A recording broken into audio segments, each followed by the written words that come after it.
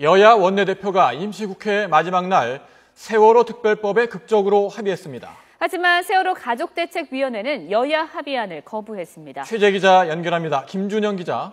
네, 국회에 나와 있습니다. 새누리당 이완구 새정치민주연합 박영선 원내대표가 오늘 막판 담판에 나섰는데 극적으로 타결을 이끌어냈죠.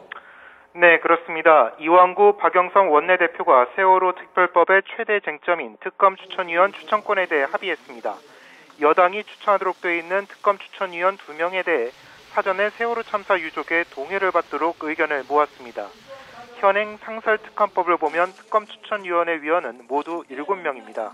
이 가운데 과반이 넘는 여야가 각각 2명씩 추천하도록 되어 있는 국회 추천목 4명에 대해 유족의 뜻이 반영되는 겁니다.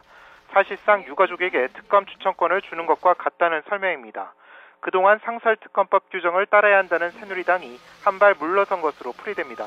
이완구 원내대표는 대승적인 차원에서 기존 실정법 체계를 훼손시키지 않는 범위 안에서 자신의 결심과 책임, 권한으로 양보했다고 말했습니다.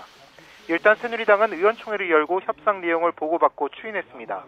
새정치연합도 비공개 의원총회를 열고 있는데 아직까지 결론을 내리지 못하고 있습니다. 지난 7일 원내대표 간 합의가 의원총회에서 부결된 전례가 있어 결과를 지켜봐야 할 것으로 보입니다. 그런데 세월호 유가족들이 여야 합의안을 거부했다고요? 네, 그렇습니다. 세월호 가족대책위원회가 잠시 전 국회 본청 앞에서 기자회견을 열고 여야 합의안에 대한 입장을 밝혔습니다. 유가족들은 진상조사위원회에서 국회목 특검 추천위원 4명을 모두 요구한 것이 가이드라인이라고 말했습니다. 이 같은 내용을 오늘 아침 새누리당 김무성 대표에게 제안했는데 이런 요구가 받아들여지지 않아 유감이라며 재협상을 요구한다고 밝혔습니다. 그리고 조만간 안성에서 유가족들의 총회를 열어 향후 대응 방안을 논의하기로 했습니다.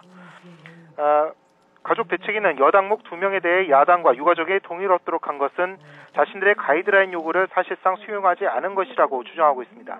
이에 따라 여야 합의안을 수용할 수 없고 공식 재협상을 요구한다고 밝혔습니다. 유가족들이 여야 합의안을 공식적으로 거부함에 따라 새정치민주연합 의원총회 결과에도 영향을 미칠 것으로 보입니다. 지금까지 국회에서 전해드렸습니다.